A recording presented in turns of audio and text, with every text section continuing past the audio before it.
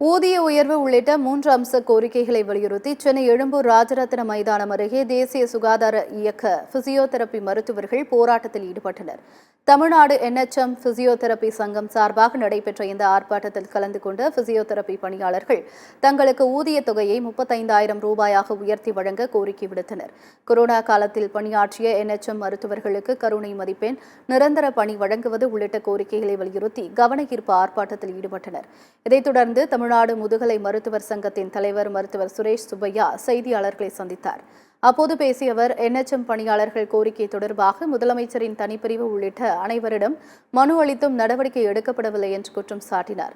தங்கள் கோரிக்கைகளை அரசு பரிசீலனை செய்யவில்லை என்றால் பொதுக்குழுவை கூட்டி சட்ட ரீதியாக நடவடிக்கை எடுக்கப்படும் என்று அவர் எச்சரித்தார்.